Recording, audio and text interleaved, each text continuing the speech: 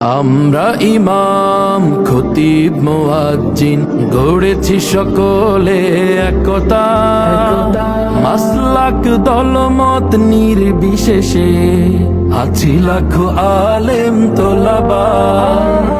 আমরা ইমাম খতিব মুয়াজ্জিন গড়েছি সকলে একতা, মাসলাক দলমত নির্বিশেষে আছি লাখো আলেম তোলাবা।